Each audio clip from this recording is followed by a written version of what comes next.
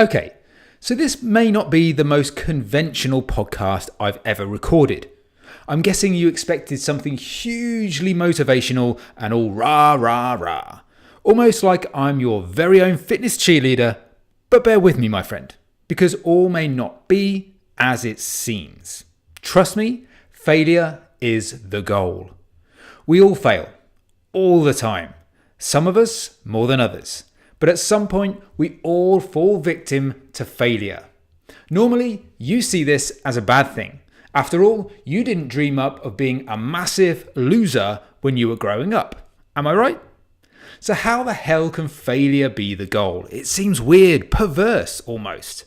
But stick with me, because I had this thought. I fail all the time. When it comes to I Am Paralysed Fitness, I have epic ideas all the time. In fact, I have a notepad with pages and pages of epicness. Or at least what I think is epic. But truth be told, the vast amount of ideas I have are a big flop. For example, I'll make a social media post that I just know will go viral. I can feel it in my bones. This is going to be awesome. This is going to break Instagram. So with excitement and fervour of a kid at Christmas, I unleash my newly created masterpiece on the world. And rather than go viral, it's more like the post has a virus, the anti-engagement virus, because it's a case of 3 likes and tumbleweeds in the comments, not exactly what I have planned.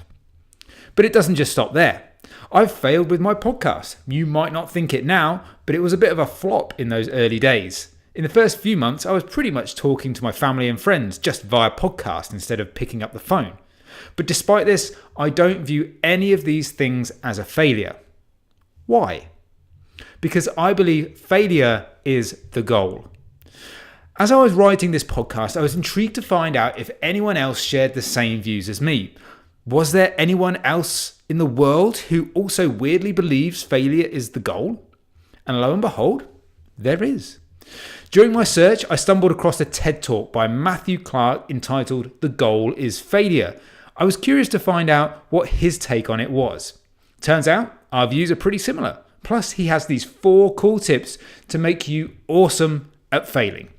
Don't worry, I've summarized these for you, but we'll get onto that later. Now, you might be sitting there all confused. Clearly, striving to be successful has to be the way forward, right? Well, step inside my mind for a second, my friend. It's a scary place, but I'll hold your hand. If success is the goal, you'll never try. Think about it for a moment. Success represents the unknown. Whatever you're trying to achieve, you've probably never done it before.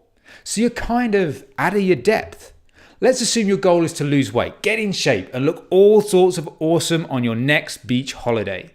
If you're just starting out on the journey, that goal feels a million miles away. In addition to that, you probably have no clue what to do or how to get there. So where does that leave you? My guess is you're paralysed at square one, fearful of trying because of the thought you might not succeed. What if I can't do it? If I start, what happens if it all goes wrong? What if people laugh at me? These are all thoughts of someone who believes success is the be-all and end-all. There's no room for error, no margin to go off track. Either things go perfectly or it's a disaster.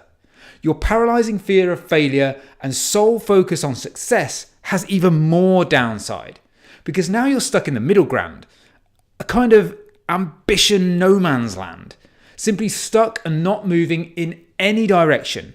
You're definitely not succeeding, but you're also not failing. So in some way, that brings you comfort, because no one can judge you for failing again, right? Technically, you haven't failed because you haven't really tried. But this level of comfort has you rooted to the spot. If you really want to achieve your goals, you're going to need to put yourself out there and embrace failure. Are you starting to see failure is the goal? Now, let me be clear. The concept of failure is the goal doesn't mean you need to be a complete loser. Because I'm definitely not saying you need to strive to be poor, eating out of bins and sucking at everything you do. As Matthew Clark put it in his talk, someone who believes failure is the goal has a distinct set of beliefs that make them a raging success. Want to know what they are? Let's give you the rundown. A failure does something. Someone who embraces failure takes action. They never sit in the shadows, afraid of what people might say, how they might react, or if the outcome will be as planned. They simply take action. So if you want to build muscle, tone up, and get a badass body, then you're going to need to do something, because you definitely won't get there by sitting on your ass thinking about it. Swiping through Pinterest for another workout program or wonder diet isn't the answer. Getting your butt to the gym and putting in the hard work is the difference maker. Quite simply, you have to do. A failure finishes. How many times do you stop short of completing something because you're scared the outcome won't be what you want it to be? Do you give up on your last diet because you thought to yourself, what if it doesn't work? Then what? So you cut it short, didn't give it the time to work, and simply said, well, it just didn't work for me. You might say, this is failing, but it isn't. This is giving up, and giving up is not failing. So the lesson here is to see things through to full completion. Don't half-ass it. Don't commit for a week or two, then jack it in.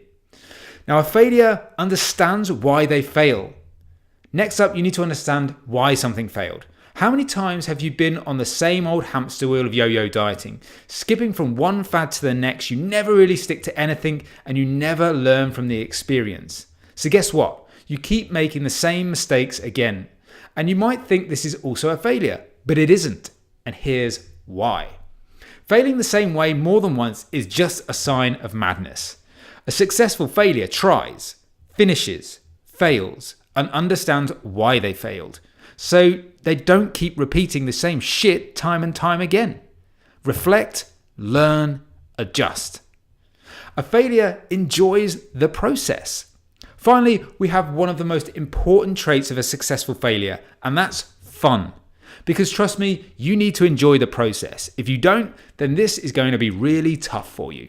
And a key part of enjoying the process is seeking failure. Why? Because every failure is an opportunity for you to learn, grow, adapt, and be better. If you love the process of going to the gym, seeing results, and changing your body for the better, then guess what? You are not going to give a fuck about the odd failure along the way.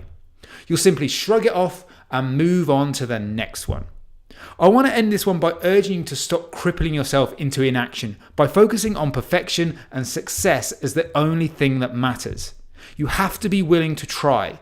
You have to be willing to fail, and you have to be willing to embrace it. Then you'll be a true success. So draw a line in the sand, be ambitious, and be proud of your failures. So failure has to be the goal, right? And if you enjoyed this and want more information on optimizing nutrition and training, I've got something for you. Losing weight and getting in shape can feel like a bit of a minefield at times, right? So my hope is that these podcasts are providing the much needed clarity you've been looking for. Practical tips you can implement as well as evidence-based nutrition advice you can rely on. But even with all this great information, it can still be confusing where to start, right? I get it, and I've got your back. I created some free guides to give you a simple starting point. More than likely, you're falling victim to one of these 3 common problems. Number 1, you don't know how many calories you should be eating to lose body fat. So that's why I created the guide Fueled for Fat Loss. Calculate how many calories you need to lose fat, build muscle, and kickstart your body transformation. It's a complete walkthrough of the steps you need to take to make sure you're on the right path to losing the stubborn body fat you hate and building a body you love. Number 2, you can't control cravings and hunger, so you end up binge eating. If that's you, then my guide 6 simple ways to control your cravings, proven ways to end your struggle with cravings for good is going to be exactly what you need. These are strategies backed by research and proven to work time and time again. Number 3, you have no clue where to start in the gym. I've got your back there too.